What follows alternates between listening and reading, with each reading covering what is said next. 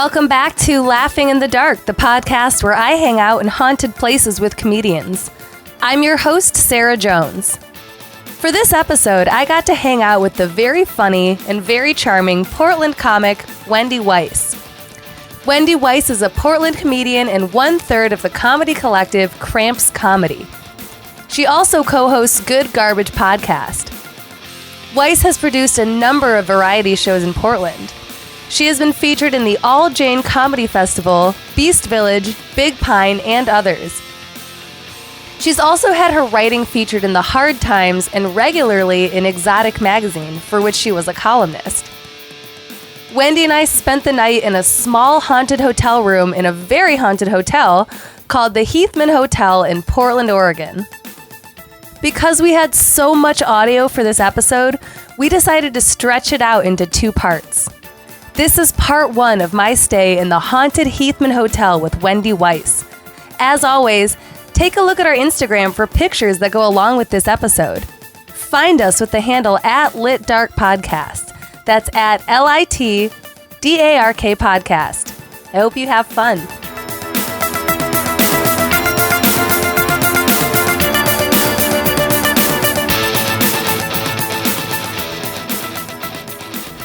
Listeners, we're at the Heathman Hotel. We're staying in room 803, which is a haunted room, but the room that's reported to have the most hauntings was already requested, and that's room 703. So at first we were like, shit, but then we kind of talked about it and we're like, well, hey, what if we just knock on their door and just kind of like ask them what they're about, and maybe they'll want to collaborate with us a little bit. So I haven't really told Wendy the story of what's happened here, but it's already like 9:15, so we're gonna go down to 703 and just see if they want to play nice with us. That's kind of the plan, right? Yeah. Okay. Yeah, so, I'm hoping that they're there. Me too. I mean, what the fuck else are they doing if they're not gonna spend the night in the haunted hotel? Do we have the key card though? Let's see. Grab my purse. Yeah, I got one in here. You have one? Yeah. Okay, because I don't have mine on me. Yep, I have it right here. Okay, great. What if they're doing the same thing that we're doing and we're gonna knock and scare the living shit out of them? I really hope that's what's going on. Well, they probably are. Yeah. Maybe that's why they didn't answer. Well, they should have answered if that's what they were doing. Well, they specifically requested it because it's a haunted hotel room. So my game plan is to just knock on the door and be like, what are you doing? Just like see what they're about. You know what I mean? And like if they seem weird or something, then we'll just be like, all right, have a good night, and then we'll come up to do our thing. I hope they come and hang out. We should make it clear that we have all sorts of like accoutrement and paraphernalia. Well, let's read the room a little bit. Let's gauge them. Okay. So we're at room 703. Maybe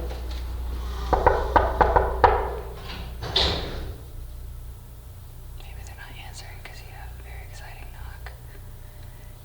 It's the Super Mario theme.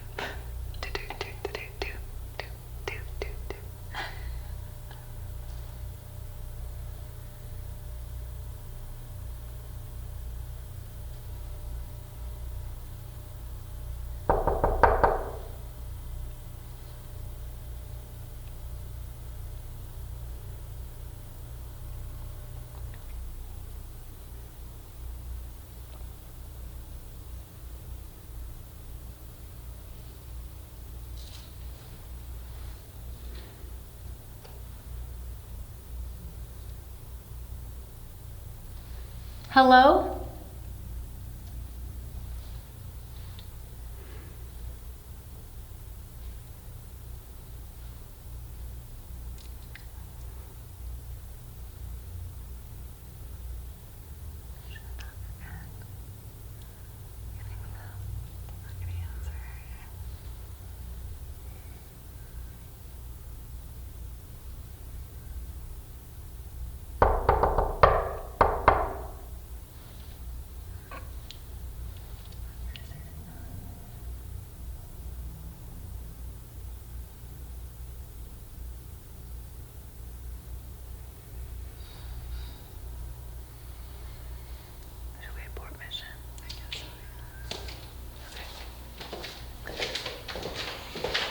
That's disappointing. I know, it's really disappointing.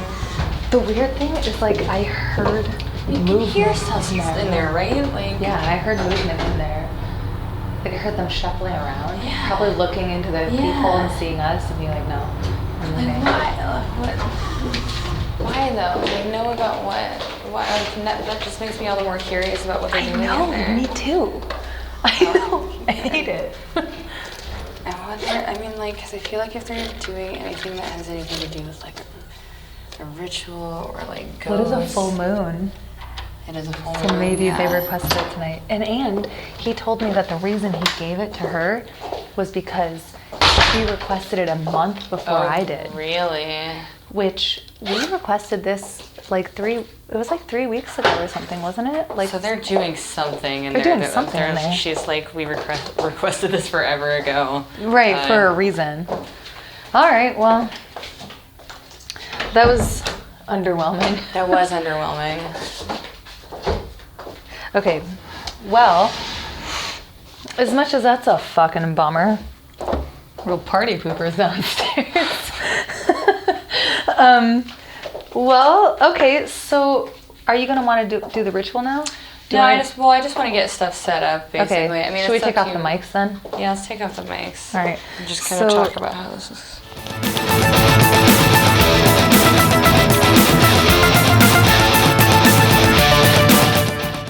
Okay, so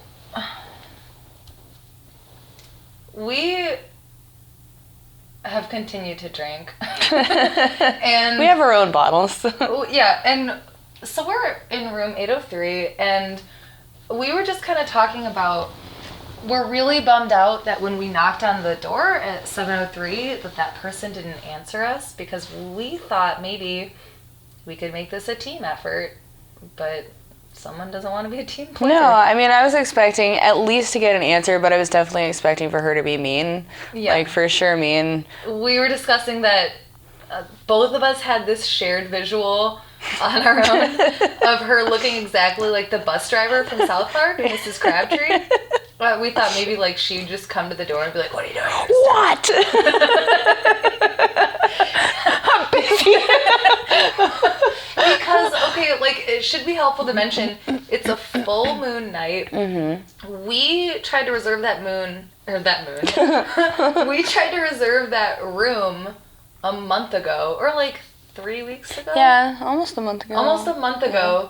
But she tried to reserve it a month before we did. So that means this has been at least 2 months in the making. This individual has planned to be in this room on the night of a full moon, on a Sunday night of all nights.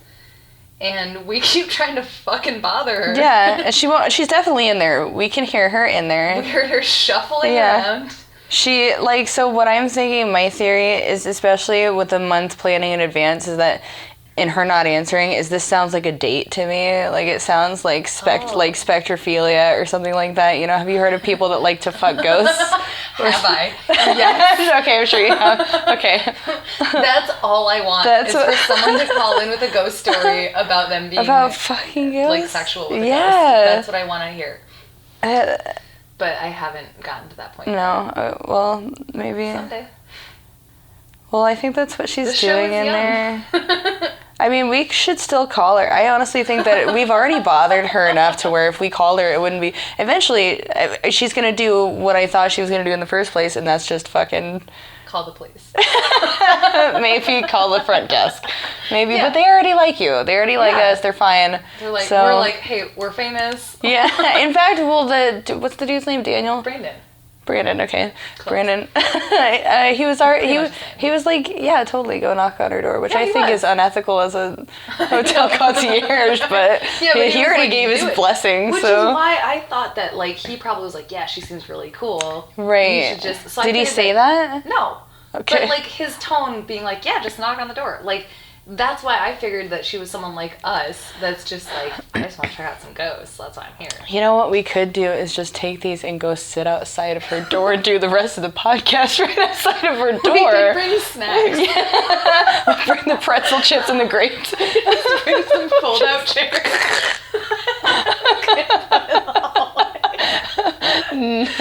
And the wine, like everything. The wine. We could tell her she's welcome to any of it, but she has to open the fucking door. Listen, we're just trying to be accommodating to you, to the ghost. Like, to you, let us in your room. We're trying to accommodate you. She paid $200 to stay. Which is why we should bother her as much as possible and just fucking ruin her time. Just completely ruin her time. Wait, do you think you brought more sage or she brought Oh, more sage? shit. The thing is, like, That's what we should have led with, honestly. She doesn't know all the swag we brought. Okay, I wish that we had a Polaroid camera so we could take a picture and just slip it under the fucking door. But she totally knows. Oh, well, that's actually why I'm surprised she didn't answer, is because she's doing whatever the fuck she's doing. You hear her knock. If you're doing ghost shit, you answer the knock, dude. Shuffling. Yeah. I think she shuffled up to the door and saw us and maybe like, hi. She probably was like, no. There's two blondes outside. Right. Well, and we went two separate, so we went two times. The first time we didn't have the mics. No. The second time we had the mics. Wait, was the shuffling the first or the second? It was the second time. It was the second time, I think the first time she really wasn't there. Yeah. And that was at like 7. It was like right before we went to dinner. And then we came back at like 9:15, and I heard her shuffling. For sure. Did not answer. In fact, I feel like I might have heard, I couldn't tell, but I think I might have heard a little bit of whispering or something. I think there might be more than one person in there, honestly. That wouldn't shock me. Yeah. So. Although when Brandon, our buddy Brandon, Brandon Daniel. when he told us about it, or when he told me about it, he was like, she requested that room a month before you did. That's why he was like, I tried to decide who to give it to. But so that it wasn't like they requested it, she requested it. But I mean, she could have. I mean, you requested it. He didn't know there was going to be like another person and me in the room. I put it down as 2 adults. Oh, you did. Oh, okay. I mean, but maybe she didn't. Who knows? Yeah. But fuck. I just wish you would answer so we could just be like, hey, we're cool. Like, we're just trying to. Also, this is gonna be like on a podcast that's like available, like, you know, internationally, that like other people can hear. I don't think she's gonna like that. I don't think she would like that. She's clearly a very private person. Yeah, very private. Yeah. We learned that going in. Wait, but you know what we haven't talked about on recording? The elevator. Oh yeah, that's right. So okay, when I got here, probably 10 minutes before Wendy got here, and I came to the room, dropped off my stuff.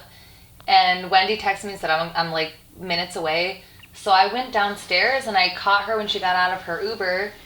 And we went into the elevator. And this is one of those elevators where there's numbers on both sides. Like on both sides you can click on the floor that you need to go to. And we're in room 803. So I went and clicked 8 and I kept clicking it and it didn't light up. Oh, you did? So you pressed it, though, yeah, like I on your kept side. pressing it, and it wouldn't light up on my side. Oh, okay. And then I looked over, and it was lit up on your side. Yeah. And so I looked at Wendy, and I said, oh, did you already hit that button? And she looked at me, and she said, no. And we were alone in the elevator.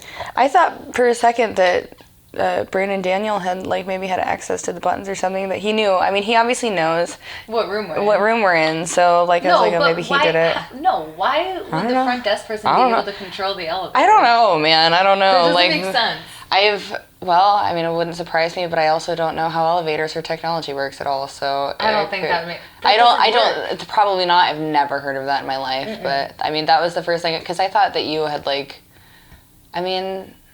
But you pressed it, so maybe it just lit up on my side. Maybe the light button but was dead. But I used that same elevator already. Oh, you did? And it lights up on both sides.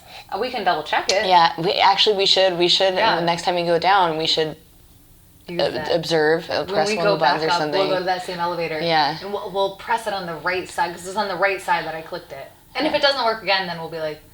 Yeah, let's do a control test and see. Yes, yeah. I like it. Okay, but it was really weird. It was weird. Yeah, it was on my side, because I was just standing there waiting, and then we started going. No, I definitely... Yeah. No, that was very, very weird. I'm so curious about that girl. So that happened, and I was like, okay, that's weird, and this is going to be the beginning of a fucking weird night. Pretty much we've just had, like, a really fun dinner and drank a bunch of wine, and then fucking that lady didn't answer. No, I think she shuffled around in there frustrated. Maybe we should start looking at, let's start looking at what we have here. Okay. Because we're going to want to, like, so the wishing hour, technically they say is it, I know, like, I wish that was something spooky, but I think it's just that there's too many candles. 3 o'clock, but like ramping up from 1 to 3 o'clock. So what I have read is that the most like paranormal activity with people happens at 3 o'clock. I've heard that too. Yeah, the witching hour. Yeah. So and then there's a scientific explanation that is like that's when you have the most melatonin in your brain, or that's when you reach this certain. I guess it depends on your own personal circadian rhythm, but that seems like a little bit of an overreach to me. But I don't know. That's one scientific explanation for why people might experience more paranormal activity at that time. So I think the release of melatonin also has something to do with how much sunlight you're taking in. Yeah, or how much light in general you're taking into your eyes. Because I know that it fucks with your melatonin if you're like on your phone in bed. That's like my biggest issue. There was also something that I read. What was it? It was so the 3 o'clock. Oh fuck! What was it? It was I can't remember. Like during medieval times, there was this like thing that went on at 3 o'clock, where like. I can't remember exactly what it was, but it was something that they were like, no, bad. So they would basically, just in case, kill any woman who was out at that hour, just in case she was a witch. Yeah, basically. God, I wish I could remember what it was. And then maybe that's why it's called the witching hour? The witching hour. Well, yeah, it was like some like pagan celebration or something that would happen at that hour, or something that the Catholic Church did not like, basically, that they wanted to squash down. Yeah. And so they would just make it a habit of like killing all the women who were out at that hour and saying that they were witches. Yeah, just in case they're witches. Yeah, just in case. Yeah. Just make sure you murder and slaughter people. Yeah. Yeah, I mean, I think that's definitely their fucking like MO, right? Just like slaughtering people just in case they're from the devil, or just in case they're witches, in case they're gay. right? Slaughter people just in case you're thinking about killing. Exactly, just so hypocritical. So let's go through these things. Yeah, let's do it. So this is one of the big things with having a podcast, is trying to describe what you're looking at. Yeah. Because listeners can't see this. So Wendy has put together a little spread here at the end of the bed in the hotel room. So there's a lot of things. I'm just going to start with the biggest thing. It's a Ouija board. This is a Ouija board I made myself, and I've had 3 Ouija boards in my life, all of them that I've made myself, and I feel like personally that's more, I don't know about effective, but like meaningful. I think more effective. And I was like going to tell you earlier, I'll tell you in a little bit, but the first Ouija board that I had, I tried to get rid of it 3 different times. It showed up 3 different times. I put it in my fireplace. Like, God. Me and my brother and my sister, when we were kids, like had a Ouija board that I made, and we had some really intense things happen. How did you make it? So I had just like this plank of wood, and it was big. It was like, I don't know, in like the trash or something? I can't remember where I found it. Yeah, I mean, my stepdad at the time was he worked in construction, so I'm sure I found just something. That had to be, yeah. So I think either I just drew it on with Sharpie, or maybe just like a pencil or something. I mean, I just made a Ouija board, so it's just like this one. Everyone knows what a Ouija board looks like, you know? So I just drew it on there, and I can't remember what I used for a planchette. You can use just literally anything, a glasses, lens, whatever, you know? So I would sit with my brother and my stepsister, and we would just play with the Ouija board, and it was very, very active. It was super active, and there was some really creepy shit, and that was the first time I had ever played with a Ouija board. Well, I played with my friends sometimes, but it was one of the store-bought ones, and nothing that creepy happened. That's what I had growing up, like a glow-in-the-dark. Right. Yeah. Which, like, I've had, like, shit happen with them, but nothing like this. So what would happen is there was this person that seemed to come on every single time. His name is Jack, and we started to, like, he would start to tell us all these like really disturbing things. Like, so he at first was like fun to talk to. He said his name was Jack, and then later he like elaborated that his full name was Hell Jackal, and it was like kind of creepy. And so he like sort of over time told us more stuff, and what ended up what he told us was that in a past life that he was my husband, or that we were like related in a house, or we lived in a house together. You were with your brother and sister? I was with my brother and sister, and we were very young. It was me he was telling this stuff to. Yeah. And it was, I mean, this was like, I feel like really creepy shit this is why I believe it, is because it was really creepy shit for children that young. We were like 12, 11, 13, you know, pretty young. So, he said that I was his daughter. That's what it was. It was really creepy, weird shit, that I was his daughter, and we lived in a house together, and that he raped me, so I murdered him with a frying pan, that I hit him on his head. Yeah, like, spelled all of this out. Like, it was super creepy. Like, so, and we were starting to get, like, my brother was like, this is really uncomfortable for me. I really don't like doing this. And I was, like, addicted to it. I was like, this is crazy to me. Like, I need to do this all the time. Like, and like at one point we were like in my bedroom, and he was like, go look in the bathtub. Wait, you were alone doing it? No, I wasn't alone. I was with my brother and sister.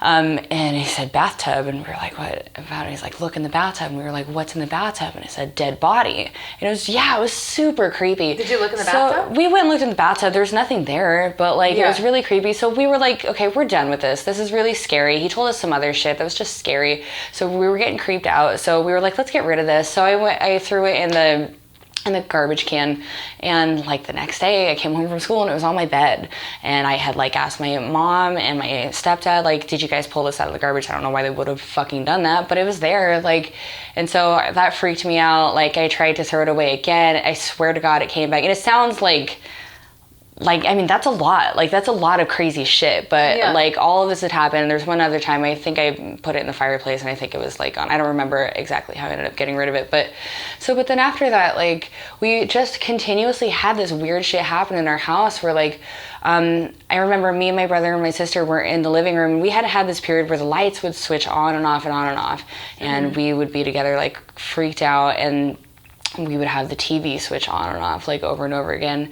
And I had my brother and my room were right next to each other. We shared a wall, and sometimes we would knock on the wall to each other, like, just to be like, hey, what's up? And so there was one time where, like, I heard him knock on the wall. I was like, hey, knock, knock. Like, we were just, like, knocking back and forth to each other. So I went around to go tell him something. There was nobody in there.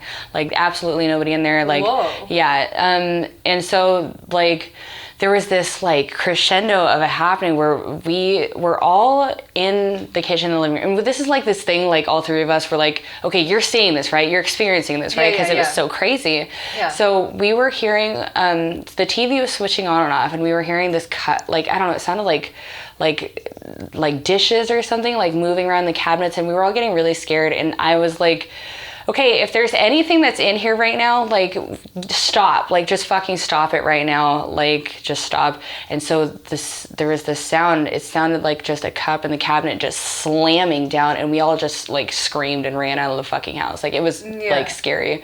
I don't remember how that ended up stopping or calming down, but it was so, like, freaky, like, that I was kind of like, I don't know if I ever want to fuck with a Ouija board again, or like anything like that. Clearly so, you did. Absolutely. No shit, right? Nothing else has ever been that crazy, like, ever again. So it was just mainly, to be honest, my theory with Ouija boards and things like that is I think that there's this, like, subconscious energy, like, in a person. I don't know if it's like other spirits. I think maybe a lot of it comes from the energy of the people that are doing it.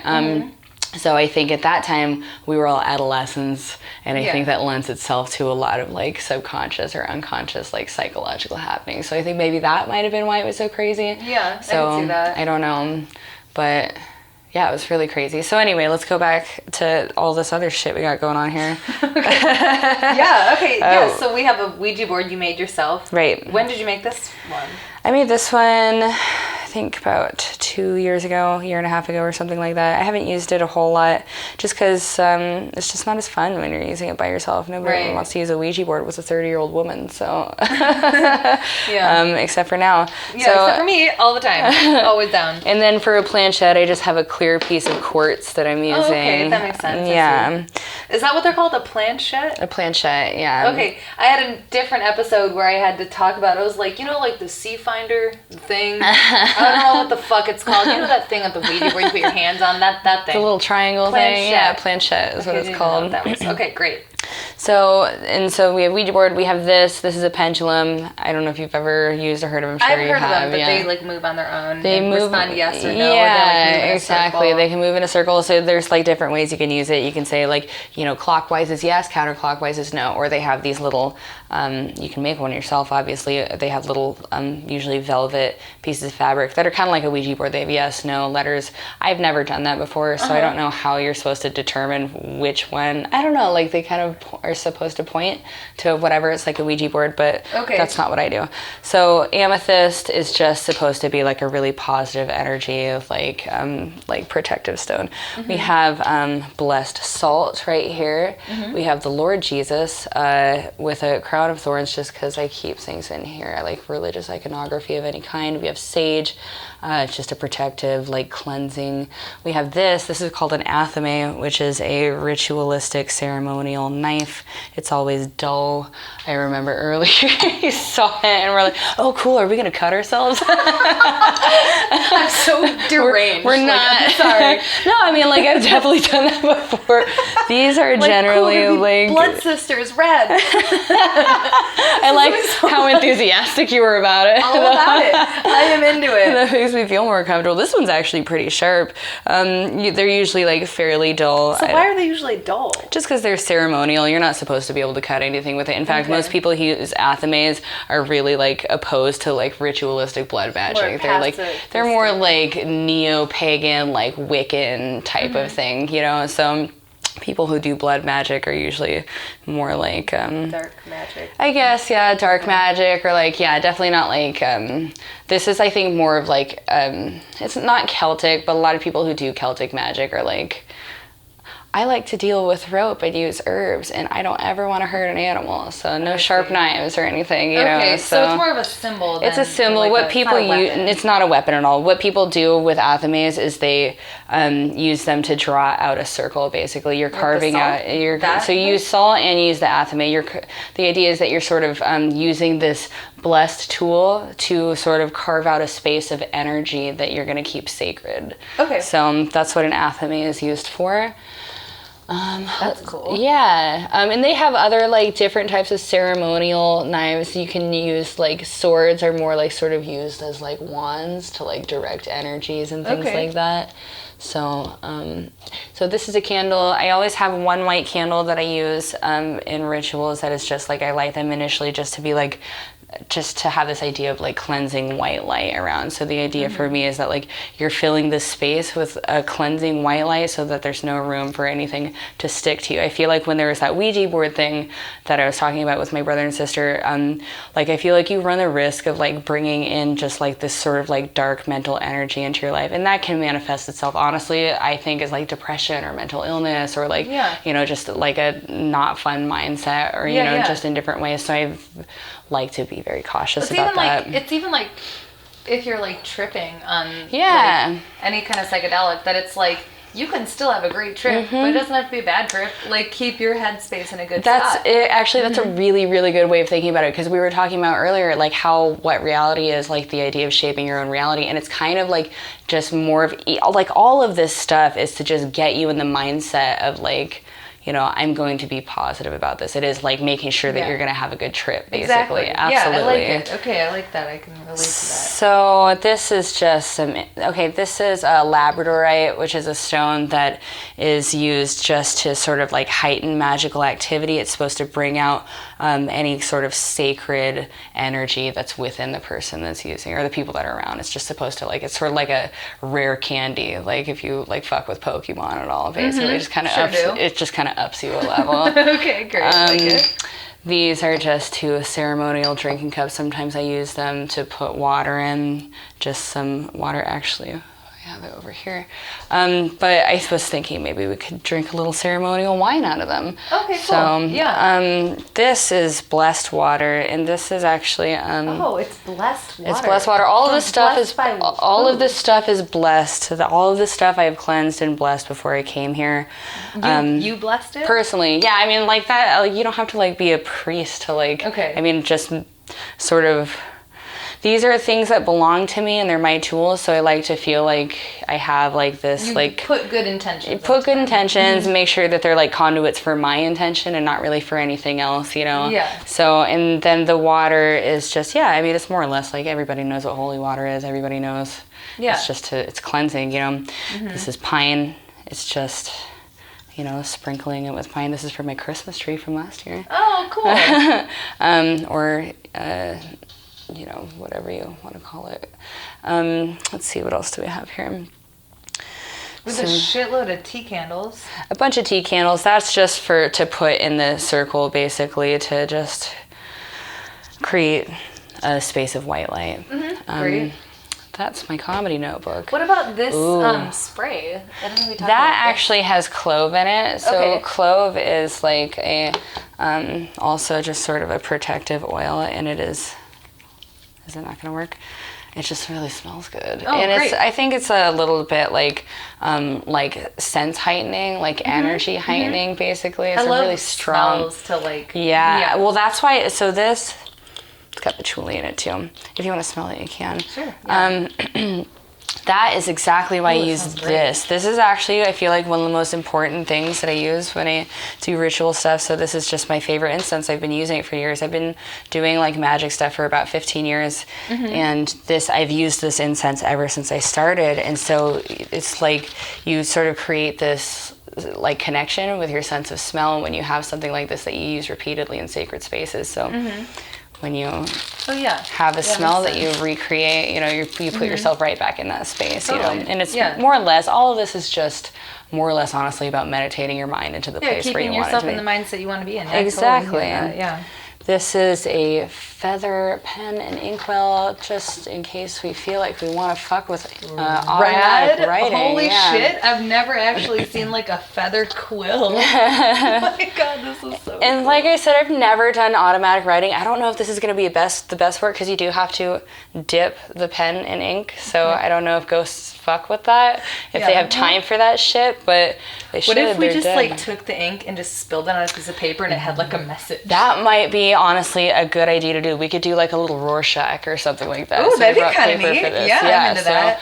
Oh my god, you're the best. Yeah. You brought all this cool shit. And then this is I mean, you know, every witch has a grimoire, like just where you write spells in. A grimoire is just where you sort of, it's like a witch diary. You keep just like sort of like your like spiritual religious journey. You can write in it. Dated, this is 2012. I've had this since 2012. It looks like, apparently more because I ripped a lot of pages out of it.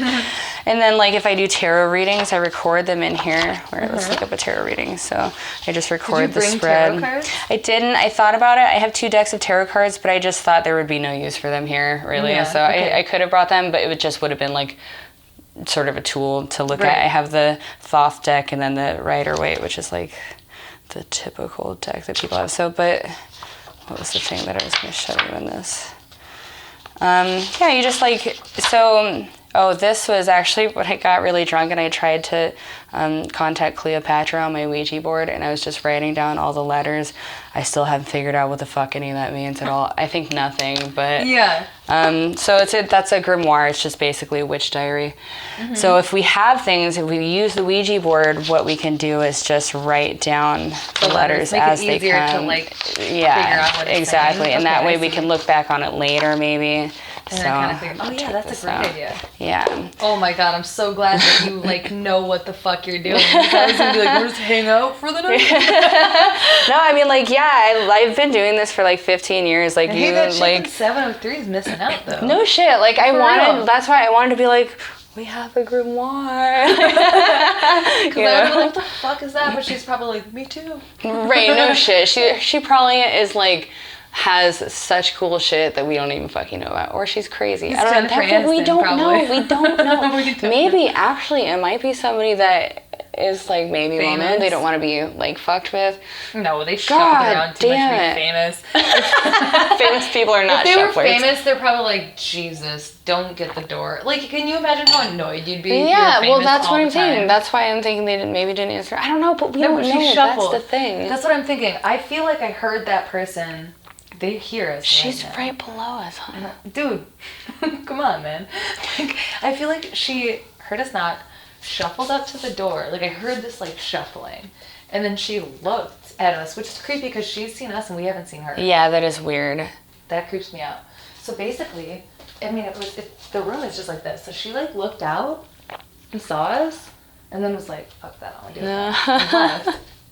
Oh, we could go back. Maybe she's on acid or doing mushrooms or peyote or something, so she can't fuck with talking to people. So maybe she's, like, paranoid, too? Yeah, that's... Okay, actually, that might be what it is. She might be doing peyote or something, yeah. Yeah, I could totally see that. That actually would make perfect sense. Yeah.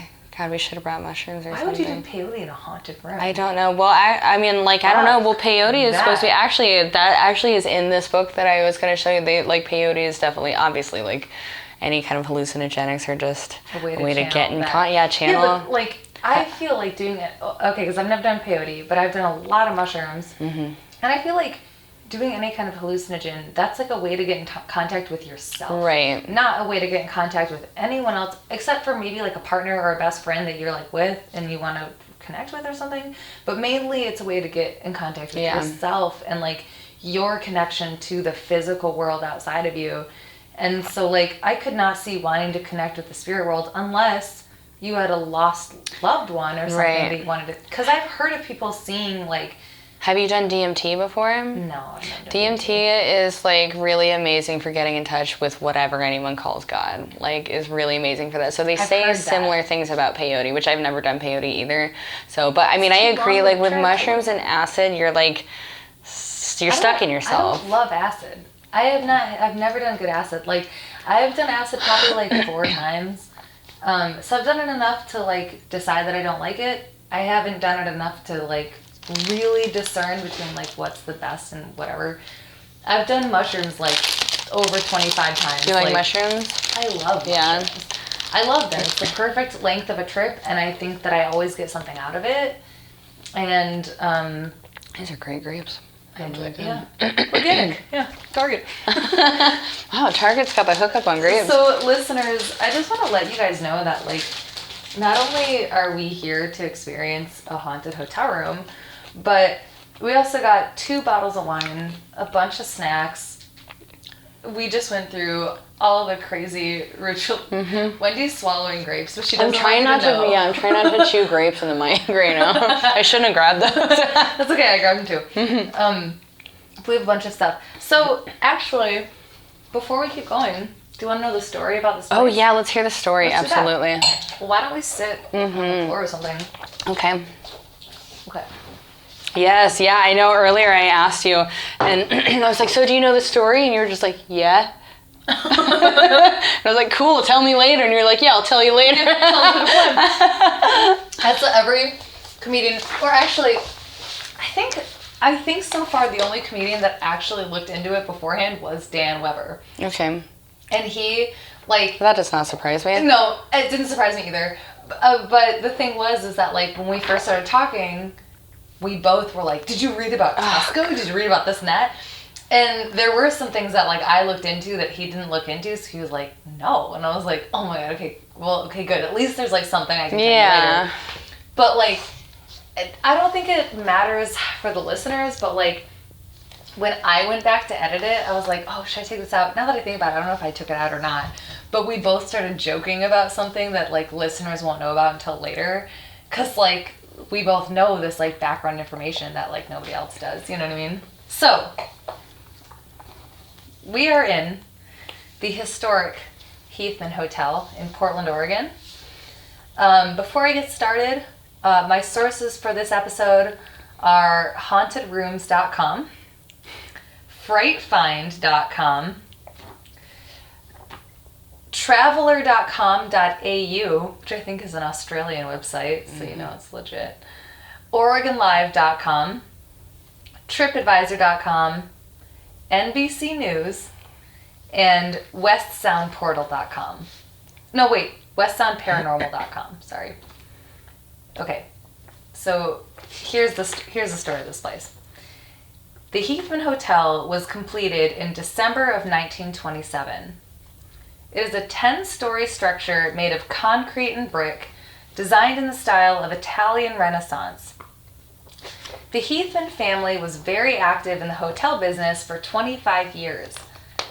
When George Heathman died at the young age of 49, his wife and 2 children maintained the hotel until the 1960s.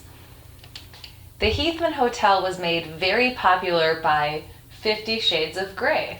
Oh, no shit. Did you know this? Oh my God, no. Did you read the book? No, of course not. No, of course not. Me neither. Fuck no. So all of this was a huge shock to me. I'm glad we're on the same page with all of that. Great. So the Heathman Hotel gets mentioned 18 times in the book. Wow. Wait, is the author from Portland? He must be, or she. I think it's a she. Yeah, I think it's a chick. Yeah. Okay, so I don't know. Actually, did you know that I think 50 Shades of Grey started out as Twilight fan fiction? And, like, this person was writing Twilight fan fiction on the internet, and it sort of morphed into its own, like, sort of thing. But that is what it originally was. Yeah, so it became this, like, totally different. Wait, are you a Twilight fan before? No, I've never seen or read any of nothing, none of it. So my little sister was a huge fan of Twilight, the books, before the movies came out. And I am a Harry Potter purist, so I immediately was like, what the fuck is this?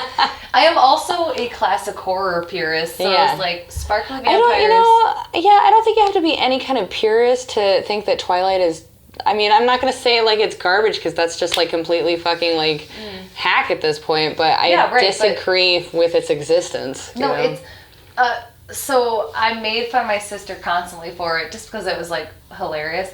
But then she was like, you can't make fun of it until you read it. And I was like, okay, fine, give me book 1. She gave me book 1. I literally read it in a night.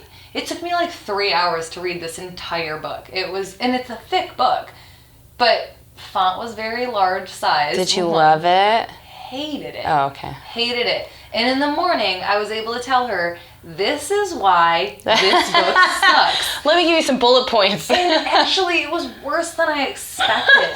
Like, first of all, it was written the way... I'm going to lose probably, like, 25% of my fans. Like, I mean, because how many people really like Twilight? But it's going to be... I mean, it was, like...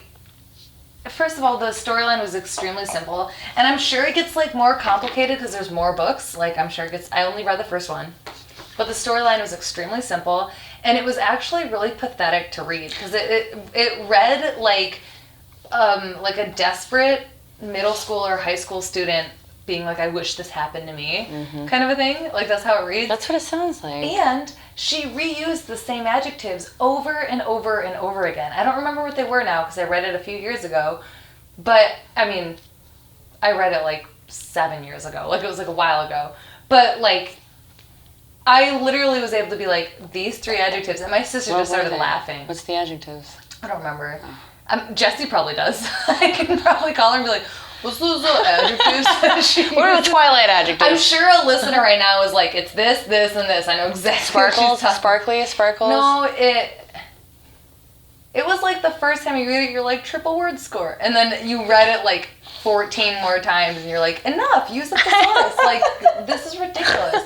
It was really upsetting, and that's kind of how 50 Shades of Grey struck me as. Although again, I've also never read that either. But it kind of struck me as like this, like desperate, like I wish this would happen to me without having any real understanding of the way human interaction or relationships work, like at all. Why don't you just sex someone? Yeah, sex someone like the thing, you know, like the thing with like the problem with 50 Shades of Grey is just people like. Getting this idea of what, like, you know, BDSM is between 2 people, and it's not this complete, like, from what I've heard and understand, like, it's this complete, like non-consensual, like, rape story that is, like, she's like, fuck yeah, like, you did, like, it's just not what people should be thinking BDSM is. Like, this bored housewife. It's like the middle schooler from Twilight graduated into, but it wasn't, not on his end, like, not the way, like, she didn't, from what I understand, again, I've never read it, so, it's like he puts this control, he's her boss, he puts this controlling, domineering, like, I'm gonna fuck you and treat you like an object and, like, you know, treat you like you're my slave or whatever, you know, beat your ass, you know, before she ever said that she liked that or thought it was cool, like, in any fucking way. And she's like, oh, I guess I can't wait for this to happen again, you know, like, and there's, like, this, I don't know. I guess maybe I should read it. I don't know. Yeah. But I've considered anything that ends up being a big craze like that, my immediate reaction is like, fuck this. And then I'll eventually come around and be like, Lost was a pretty good show. Like, you know what I mean? Like, it always takes me a long time. But I think I agree with you. Like, I don't, especially like it's the people that are into it, like they're not my people. So I think I just immediately am like, eh. But, yeah, I'm sure it's very basic. Like, I'm sure it's one of those things that, I don't know, I feel like they don't really sound relatable. They sound like things that were written by people that don't really understand how human relationships work. Or, like, maybe people that, like, married their high school sweetheart, never really had any, like, crazy fun sexual escapade, and they need to have that fantasy to imagine what that's like. Because, like, when I hear that, when I hear the idea of, like, oh, this person is, like, an authority figure, and, like, you are, dominated, or you are, like, submissive to someone, like, that's, like, a really typical fantasy. Like, that's a pretty, like, easy role play to do with a guy. Like, to be like, I'm into this, or I'm into, like, choking, or I'm into, like, whatever. In my mind, totally normal. But in some other people's minds, they're like, well, that's, like, way out there. You know what I mean? And I think Portland is, like, a really, like, sexually open city, which is why it's weird, or maybe normal that it takes place here. But it's weird that it's sensationalized here, because it seems like Portland is more of an open-minded. I wonder if that's why I wonder if the person who wrote it is not from Portland and thinks of Portland as this, like, kink capital or something. It's like, that's where Dr. Gray works, or whatever. Strippers show everything. Yeah, here. exactly, yeah. Is that his name, Dr. Gray? Mr. Gray, his name is Gray, yeah. 50 Shades of Gray. Like, Gray. that's his name, yeah. That makes sense. I never actually, I thought it was like a gray area kind of a deal. I mean, yeah, it's a play on. Maybe a play on words. And that's like the simplicity of the book. Like, oh, his name's Gray, and there's shades of gray, get it? But there's gray areas, get it? Like, get it? Yeah. 50 of them, get it? Anyway. It's kinky. And that's the other thing is that, like, I bet I would read it and I'd be like, this is not that kinky. Yeah, like, he tied her up with like a necktie. Yeah, he gave her a spanking. Like, that's what it. She was being a naughty little girl. Yeah, I think that's the whole fucking. Not that there's like anything wrong with being turned on by that, but it's like that's not. How many books are there? There's like 3 of them. That's not even one book's worth of material. Like, you pretty much get the gist of it with one fucking session, dude. Like, maybe we would read it and it's just like this. We're just like, no shit, right? We're just like, this is like shit. Medical play, fucking like anal gauging, disgusting bullshit.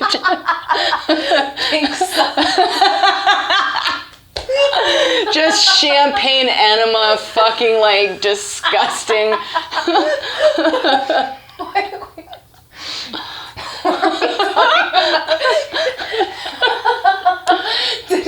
Didn't that one book you have talk about like a Coke enema? Oh, Coca-Cola enema. It's this book that I brought. That's the one that also talks about how to, actually I looked back over the section on how to summon the devil. They specify a young female virgin black chicken. Like, and you have to take it to a crossroads and like, I don't know, tear its head off or something. I don't know. It has to be black and it has to be young. And virgin. A virgin chicken? How do you know? How do you fucking know? And also, what constitutes a young chicken but not a chick? It's not like a chick. Right. Like, well, I guess that's always the fucking question, right? Men are always, that's the question, right? How young's too young, right? How young's too fucking young? I keep getting older. That's what I always say about chickens. I keep getting older, they stay the same age. How do you know if they're a virgin? They'll tell you. How do you know? They'll tell you with their eyes. You can see it. You gotta check that hymen. You gotta check that fucking hymen. You gotta see if that chick's intact. Such a medical way of detecting. Like a little flashlight to check like they can break it riding a bike or riding a horse or exercising. Find the hymen, but you can't find the G-spot. Like, help me. No shit, right? You're searching for one thing in particular real hard, but the other thing not at all. Doesn't seem to be important. Priority. Yeah, exactly. Oh my god. God. Wait. Anyway. Heathman Hotel. Okay. Back to the important things. Great. So it got mentioned 18 times in 50 Shades of Grey. And parts of the movie were actually filmed as well. There was a movie. 50 Shades? Of 50 Shades of Grey. Mm-hmm. I don't know if there's more than one. I think there's just one. Okay. Nope, there's 2. But anyway. Did you say there are 3 books? I think there's 3 books and there's 2 movies. I remember because it's called like 50 More Shades or something like that. Oh, that sounds familiar. Yeah. Is there another one coming out then? Or I don't know. I might be wrong about the 3 books. Maybe there's just 2, but... We'll have to Google it. Mm-hmm. And actually, we don't have to Google it. I'm gonna. We're gonna. Yeah, we will. Heathman Hotel decided to profit from the new attention and offered some packages to guests, including the Charlie Tango No Limits package, which I assume makes sense to someone who's read the book, which includes appetizers and wine for a group of 6, a helicopter tour of Portland, roses and dinner at the hotel, and dinner's expensive as fuck, we found out earlier, yeah, complete with limo transfers to the helipad. All for only $2,750. That's so much cheaper than I thought it was going to be. I know. Honestly. I thought that too, but still, that's a shitload of money. Mm-hmm. They also offer an Inner Goddess add-on package to your stay with a chilled bottle of Bodecker Pinot Gris wrapped in a gray necktie and made a special 50 Shades cocktail of gin, fresh tangerine, pomegranate juice, lemon, and fresh thyme. I cannot help but judge anyone who has enough money to do that, but is fucking dumb enough to, like, want that, you know? Yeah. Anyway, continue. No, but I would do it. Like, yeah? if I was in that group of 6, when they were like, we need another couple. Oh, yeah. I would be like, I would go, yeah, for sure. Fuck I will yeah, go on a helicopter tour. I would put up on it. I would put up on it. Oh, yeah. I will donate $50. Tops. Have dinner. Take a helicopter tour of Portland. What the fuck else did they get? I forgot it was 6 people. Yeah, that would be really fun. And then I guess they just like have an orgy. I don't know what happens next. Oh, you don't guess. They go to their respective rooms. The bed by 10. One lays down on the floor, they get in the closet. They just keep very separate. They're all in the closet. One's wearing their floor. suits. The one person on the floor. Just lying stick straight. Only one couple has sex at a time, missionary style. They get 3 minutes. The package comes with earplugs, so nobody has to hear. They ask each other if they had fun when they're done, and then they go on to the next one. Congratulations. They'll shake each other's hand. I had sex recently with someone on Bumble who was very hot and also very unskilled. You know what I mean? Like, they're like too hot, they've never actually had to like try. And then after, I hope he doesn't listen to the show. He probably doesn't. He texts me a lot. He doesn't know. But he does text me every day. Oh no. But that's okay. He's too fucking dumb to know it's him. And also, if he asked me, I would just be like, no, it's not you. Great. But he, right after we hooked up, like, I was like, I literally have like this hour, so like, wrap it up. You were getting so specific for not wanting somebody to find out that you're talking about them. But anyway. I don't think he knows how to find a podcast, to be honest. And if he does, again, I'll be like, it's not you. And then he'll also be like, you said on the show that you would say it's not you. And then I'll just be like, yeah, but even if it wasn't you, I would say that. And then he'd be like, that makes sense. You're digging such a deep hole. At this point, it could be anyone. And I also, like, not to be a dick, but I really don't care. Fuck him. Fuck, I did. It wasn't that great. But either way, after we hooked up, he texted me and said, did you have fun? Which is my favorite thing anyone's ever done. That's the thing he should have said right after, because that's the awkward thing. And then later when you leave, like, he can text you, like, the more eloquent, like, sexy thing. This guy is not that sharp. That's disappointing. So hot, though. Very hot. But he can't I know. follow it up. I know, it was really disappointing. Okay, anyway. This hotel has 150 luxurious guest rooms and suites and has been named among the best 500 hotels to stay in the world. Plus they got oysters. And they have amazing oysters. Very Some good. are a little too briny. A little briny. Oh, we asked for it. I asked for it. We did. I when I was into it too, and I actually thought they were all good. They were really good. I didn't dislike them. Yeah, I'm glad you went. I'm glad we took a step down because those were perfect. Yeah, those were perfect. Yeah, but you're right because like most places you ask for super briny, and that's what you get. Yeah. The second. Yeah. Mm-hmm. Exactly. It's also named one of the most haunted hotels in the United States. The 3 rooms said to be haunted in the Heathman Hotel are rooms 703, 803, and 1003. Guess which one Miss Crabtree's in? She's in 703 down below. Real party pooper. Fuck that bitch. Knock, knock. Knock, knock. Pour one out for the homies. What if she's dead in here? We heard shuffling, but it's the ghost. That's just like the fucking like air escaping from her body. Oh God. It's We the should death check. rattle. We should check on her. We should go just, hey, are you okay? You didn't answer the first 2 times we came to the door. We're just calling to make sure. We're gonna just get drunk or just keep bothering her. Are you dead or? Did someone? Oh well, I'll get to it. Okay, so the room with the most reported activity is room 703. The paranormal activity regularly reported. We've been drinking all day. Regularly reported in these 3 rooms include cold spots, inexplicable sounds, and general poltergeist activity, including a hazy face staring at guests from the corner of the room. Wow, that's creepy. Yeah.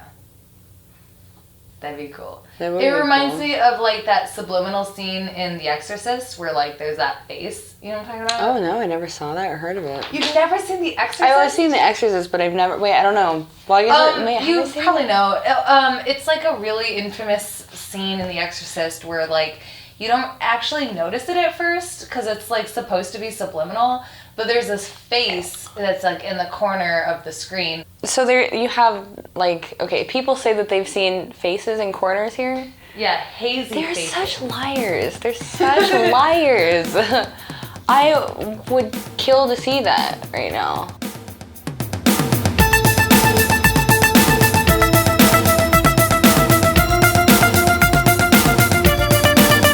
Stay tuned next week to hear the rest of the story of this haunted hotel in Portland.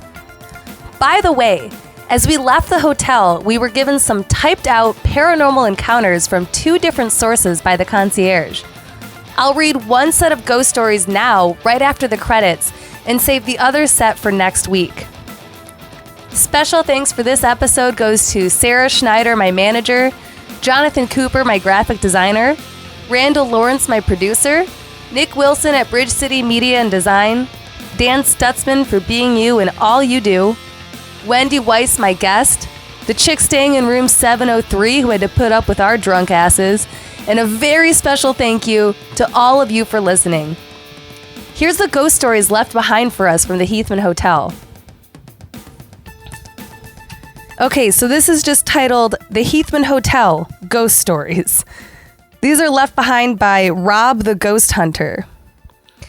So Rob St. Helen was a night auditor from 2007 to 2013, and he was also an avid paranormal investigator. It says he's been investigating the paranormal throughout the Pacific Northwest. Here are some of his findings and stories that he has told through his time here at the Heathman Hotel. So in the elevator shaft room, it says probably one of his best EVPs, he got a male voice that said pose after telling a friend to snap as many pictures as he wants. And we had a little experience in the elevator too, so that's kind of interesting. On the 10th floor in room 1019, 2 housekeepers were moving a table when they heard a voice between them say, "Leave it alone." On the 8th floor in rooms 804 and 805, a shadow man turns towards the 804 and 805 rooms, and they often see a shadow coming off the elevator turning left toward those rooms as well. Quite a few on the 7th floor. In room 711, the city was doing a repair on the water main, and at the same time they were remodeling the 7th floor. It was the job of maintenance before they left to go up and make sure the doors were all shut. And as they came up to room 711, they heard little feet running and a female voice say, "Stop running." Once they got a second person to enter the room was gutted. Nothing in the room at all. Twice, Rob had people tell him that there was an older lady sitting in the chair by the windows with her hands in her face whimpering, or that they heard whimpering. This is interesting. It says, room 703. We all know the claims to this room, but in my 6 years, this is according to Rob the Ghost Hunter, nothing ever happened. There's a male that stays in that room that they found via EVP, and he likes to play, but nothing that is claimed, so they say on the internet. So that's interesting. On the 5th floor, room 510, says either Kimberly or Kristen had the luggage cart move on them without anyone around. Those must be people that work at the Heathman Hotel. Says also, same room, Kimberly took dry cleaning up, knocked on the door a handful of times, hearing voices she thought maybe they were hard of hearing, opened the door to see the hangers moving and a cold rush of air go through her, but no one was in the room. On the 4th floor, in rooms 402 and 403, a little girl has been seen in room 402 with an older lady, perhaps her mother, and she mainly stays in the hallways from 403 to 402. On the 3rd floor, a friend of Rob's stayed in a room on the 3rd floor and watched a shadow person pop in and out as if pacing back and forth. On the mezzanine level in a room known as the Broadway Room, George L. Backer, Portland mayor, mid-30 to early 40s, better known as, quote, the nice guy, was highly supported by the KKK, and he is seen walking back and forth from Broadway to the Opus Room. Yikes. In the basement, in the housekeeping and laundry room, there's kids down there, ghost kids, I presume, often hiding behind a sheet that's a sheet press in the corner. Let's see. And then this last one says, one story from a fellow concierge that was told to Rob directly from a guest. On the 4th floor in room 403, a guest came back to his room to take a nap. The guest wore glasses, and when he took the nap, he set his glasses next to himself, as anyone who wears glasses would. True. When the guest woke up from his nap and reached for his glasses, they weren't on his nightstand where he had left them. He searched his entire room and even called the concierge and asked if anyone had been in his room. When the guest went to search his jacket that had been hanging up in his closet to see if he had left them in his pocket maybe, the glasses were sitting on the top shelf of the closet, folded up, just as he had left them prior to his nap. That's creepy and kind of irritating. All right, so those are the ghost stories left behind for this week. They gave us 2 sets of ghost stories, so I will read the other set of ghost stories with the other part of this episode next week. So I know this is kind of a weird way of doing the show this week, but I hope you had fun with Wendy and I can't wait to talk to you guys next week. Okay, stay spooky. Bye-bye.